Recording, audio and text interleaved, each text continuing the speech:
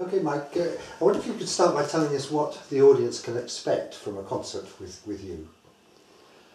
Well, I mean, this program we started because last year was Gil Evans's 100th anniversary. There was a lot of, the idea of doing Gil type tributes.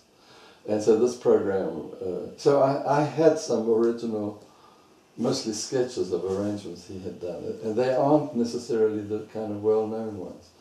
But because I had the notes there, I decided to, and they were his arrangements, but I've adapted them for the ensemble we had, which was Hans Kahler's 12-piece band. So and I did 6 pieces, and then to fill out a program I did about 6 of my own. Not all my compositions, but a couple of my compositions and other arrangements that I enjoyed playing. Right. Now tell us a little bit about Gil Evans and his influence on you. Oh boy, that's a whole book. I mean, I arrived in the States in 1959 to study, and Gil's, I think I already had Gil's record called 10. It has different names, I think, but I knew it as 10, which was a 10-piece band and featured mostly Steve Lacy, whose soprano sound has stayed with me ever since. It's the most unique, beautiful sound. But then while I was there in America as a student, out came Miles Ahead, and the moment I heard it, my life changed. And of course followed by Porgy and Bess and then Sketches of Spain. And then the Quiet Nights album, which is sort of less known, but we're doing a piece from the Quiet Nights album, Wait Till You See Her, it's called. And when I first saw, the reason I went and listened to it again was because I got a sketch of the arrangement, and I couldn't believe, when I listened and looked at the score, there was so much to learn. The page looked virtually empty, and the music was absolutely rivetingly full. Yes. So anyway, we're doing that. And what's your question? Well, what kind of influences have you had on your own? Well, I don't know why it grabbed me so much, but I had a concept which still exists today, not just for me but for everybody, of what a big band is. And this album was so unlike the traditional big band. It was the lineup was a traditional big band, but the music wasn't. It was uniquely Gil, and yet any big band, a lover of big band music could relate to it in that way. But it was so different. It was sort of between orchestral and big band, and again in a way so unique to Gil that I latched onto it immediately, and I've been. Been a source of inspiration ever since. No, not just that, but those 3 big ones, and then all Gil's music since. Right. But you're not doing pieces from in the sense the big albums, Miles Ahead, Sketches of Spain, etc. But you're doing some of the sort of also material of his. One of the first pieces that caught my ear in a strange way was Bilbao Song, and it had to do with he'd play a melody and sustain the notes when he moved the rest, brought the rest of the tune in. It wasn't. It's to my ear. It wasn't a question of whether the notes fitted the chord. They might do, but this was irrelevant. But I was. But studying at Berkeley was a very vertical kind of thinking, harmonically, and yet when we hear music linearly, a few seconds after you've heard this note played, it can still be in your ear when the harmony changes. So this idea of taking a melody with its relevant harmony, a few seconds later you can still have it in your ear. And in listening to Gil, I thought of ways to keep sustaining what you heard before, what's in your memory, but make it actual. And so you would get notes occurring in a harmony which doesn't really fit, but it does because you've just heard it recently. Right, yeah. So, I mean, this is a bit technical, but in the Bilbao Song, I noticed this very clearly, that aspect I just described was very clear, because Gil just literally sustained the notes.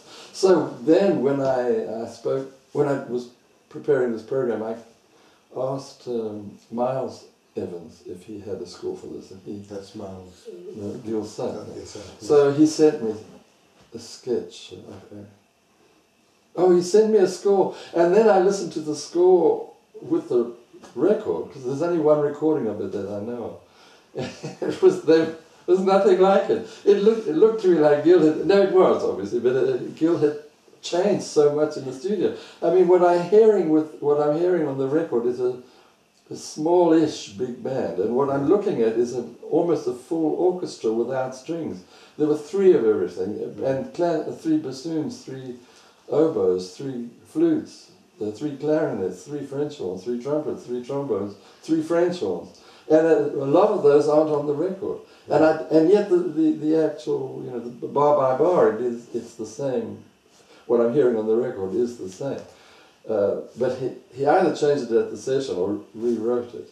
Yeah. So, and now I've got a 12, working for the 12-piece band, so I never put, in any of these adaptations, I didn't put any new notes in, I just reassigned them to what instruments were available. So in this case, I had to actually leave out a few notes. Tell us a little bit about your background. You were born in what is now Zimbabwe. Yeah. And then you went initially to New York. No, to Boston. To Boston. Yeah. Yeah. Well, I've been studying chemistry, science in South Africa, thinking that was going to be my career. But I was already involved with, had bands in Salisbury and Rhodesia. And my social life was more around the jazz musicians where I was there. And I failed my chemistry. But while I was there, I discovered Downbeat magazine and Metronome magazine. They were very similar. And there was an advert in there for the Westlake College of Music in California. And then the music I got to know was the West Coast scene, and then Berkeley School of Music. Right. And while I was a student there, Charlie Parker died. It was 1955, isn't it? Yeah. And I heard it on the. I'd never heard of him, but I heard it on the tributes to him on the radio. And it was the moment I heard it, it was stunningly. It took my attention. It was so powerful, so more powerful than what I'd been listening to. Then I got interested in it, and my attention sort of moved from the West Coast, to Kansas, I guess, but further away from the West Coast. And then, so when I started when I failed and wanted to study music, knowing there were 2 schools, my choice went not to the West Coast, but to the only other school, which was the East Coast, which was Berkeley School of Music. Right. And so you worked with John Dankworth? A lot, yeah.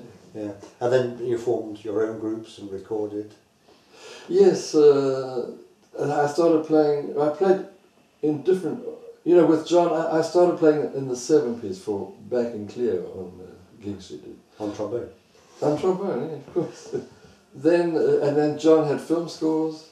Right. John had a lot of film and studio work that I played on, but then he took his band, it was his band and also with Cleo, to Ronnie's a couple of times, and played some of my music, and that got me exposure, one of which was the BBC asking me to form my own band, which I did in '68, played at Lancaster University.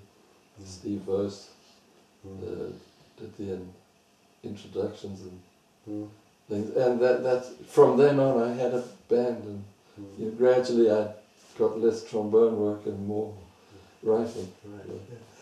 And was it at that time you started to do film music, to write music for TV? Or was that no, yes, I did 2 films around 71 and 2. But then I also did the goodies I was friends with Bill Oddie, who's a jazz nut, but he also liked other musics as well, and then when he got the goodies together, they needed music, so it's all Bill's music. Essentially it's Bill's music which he would transcribe, which he would sing into cassette for me, and we would work it out, and I'd work out the harmonies for it, and then orchestrate it. I mean, so Bill only wrote some of them. All the songs and things were his. Oh right. And then I worked that, got that played by a 5-piece band with vocalists. But then it wasn't until '85 that I started doing movies. I mean, I had done these two early, but then nothing until '85 when I came back from America, and then for 15 years I did quite a lot of movies. Yes. Particularly with Bill Forsyth? Is that Well, I did 4 with Bill, and 2 with Stephen Polyakov, and then, the others were one-offs. Right. Can you compare, is it a similar thing, writing for a jazz ensemble and writing film music? No, they're totally different. Are they? How are they different? Well, I mean, in my case, the jazz I do, it's usually my music, or it might be for somebody else, but there's more, it's my music for another band, for John Dagworth, for instance. Yeah. The music I did with John Dagworth wasn't influenced by him. It might have been commissioned by him, but it was my music. Yeah. With film, it's somebody,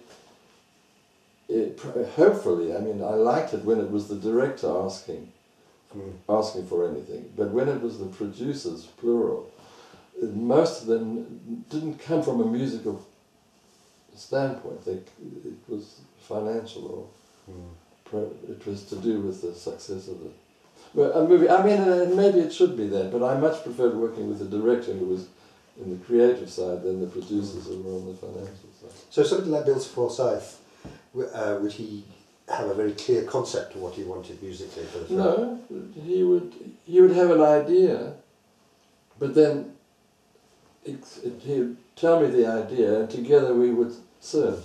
On one project, the movie was called Breaking In, he wanted an accordion, and I immediately said, oh yeah, Zydeco and French. No, he wanted none of these, but he didn't know what he wanted. And I found a record of contemporary, classical for want of a better word, contemporary Danish accordion music. Yeah, that's what I want. So I don't think what I wrote was that, but that gave us a starting point. Yeah. And of course you've worked with Gary Burton, who's at the festival.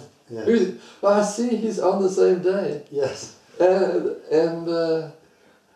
he's right after me, and I'm in a dilemma at the moment because I have to be in Hamburg the next day, and I've already just been speaking to Phil about getting me to an airport, and I wanted to leave right after my gig, and I never see Gary, I can't miss his gig, and I have to sort out getting to, I don't know, we haven't booked the flights yet. No. So, and it's right after me, it finishes around 5. Yes. Can I get to an airport? And I think by then the last plane's gone, so I might have to go on a Monday morning. You have to look into that. But tell us a bit about what you've done with Gary. With Gary? Boy, he's responsible for so much. He helped me right from the word go. I mean, while I was still a student, well, we were both still students. He had his first record date as a leader. And God, I might even be the second. But anyway, he asked me to write music for it and arrange for it. And I was still a student. I had all these breaks. Well, all my breaks were early in my career, but I seem to have a lot. Dagworth was one of them, and McLaughlin.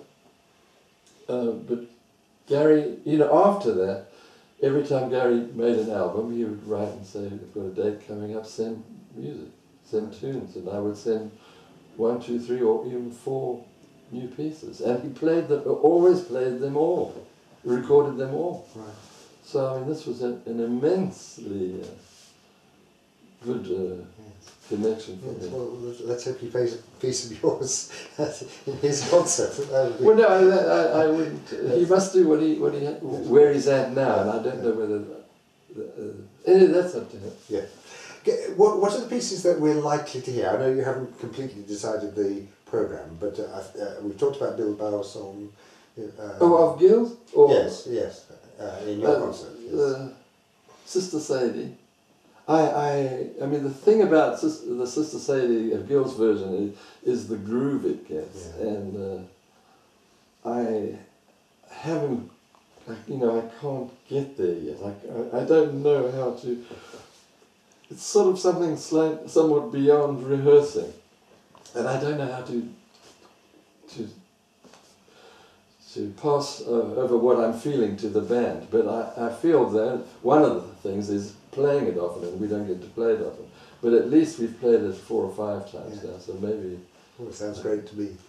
And then round midnight, I think you're doing. Well, obviously not Gil Evans. Well, the Gil ones is Bilbao's song. Wait till you see her, which I love to do.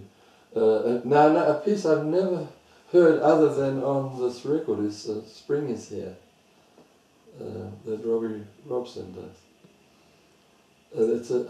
But I did recently hear a Bill Evans version of it, and it was the same, he played the same things that Gil wrote, and so I think Gil might have written it for, because it sounds very Gillish. Maybe Gil wrote it for Bill. Anyway, the recording isn't. It's a big band featuring Miles, but what the woodwind are playing, Bill had played on the record. I'm not sure which came first. Easy to find out, but I didn't clock it. So that's an unusual, or a lesser known piece. Yeah. With Miles and Gil. Las Vegas Tango, which is lovely to play. Yeah. It's a treat to play. And I'm missing one out, and I can't remember what it is. So of the other pieces, around midnight I didn't play it on the recent gigs we did, but I do want to bring it back. I find often with bands I play it with that it lies well with the band, and it's actually the Gil. It is sort of the Gil arrangement. It's the Gil arrangement Gil wrote for Miles, and then Miles played it often, and Miles always developed it, not the arrangement, but he got looser with it. Mm-hmm. And I wanted to do something like that myself, but couldn't find a way to do it. I did think of writing another arrangement of the same arrangement, and then playing them both on a concert. Mm. But I also got a bit of criticism for it, for having done it. And somebody said, "God, do we need another arrangement of Around Midnight? Not another one for me, but from the world." Yeah. So it kind of slowed me down a bit. Right. A piece of mine called Tennis, anyone? Which I know Hans enjoys to play it, and I like playing it, but I also want to play it on this gig for Hans. And when I originally did a piece called Antique, I enjoyed it a lot, but I didn't feel it was a kind of gig type piece. But I've had requests from it from players. In several different instances. At Paris Conservatoire, when I did a workshop there, they knew it and asked for it. And then a couple of times with bands I had it here. I did it with NDR, and I did it here with a band I had at Pizza Express. And and then Mike Janisch asked if I would do it on a record we made. But I said that I've already recorded it. It's out on a record, but I'm going to play it. Yeah, it's a great piece. So, what else are you working on at the moment? I've just started a project for NDR, big band of Pink Floyd's Dark Side of the Moon. It was their idea to do it, featuring Nguyen Lee on guitar, and have me write the arrangements and direct the band. But now what's happening is Nguyen's he's taking the lead sheet and putting it to a form that suits his playing, because he's got suggestions for gamelan kind of instruments and African rhythms, and he hasn't really harmonized it, but he's kind of sophisticated somewhat slightly the harmony to suit the jazz situation, and then it's putting it into a form, into like a lead sheet arrangement, and giving that to me. So I'm essentially orchestrating it. And there's one piece I am going to do from scratch that he's not going to do. And then what he gives me, it's still for me to adapt to suit the band. Well, but this year, I mean, that's a big project for me because it's going to take months. Yeah. But Bill Frisell and I have another project with the NDO again. Right. We did one with a symphony, and now this is one with a big band. Right. And I'm in the throes of the organisation of that at the moment. Mm. Well, I look forward to hearing those. Particularly look forward to hearing you again, hearing the band with bands again at Cheltenham, and all those Dudley-Evans pieces and your own pieces as well, your arrangements. So thank you very much. Oh, thank you very much. I'm looking forward to Cheltenham again. There was a time I was at Cheltenham as a visitor to talk to Bill, in fact, yes. 3-4 years ago. Yeah. So the atmosphere was a delight, so I'm looking forward to that.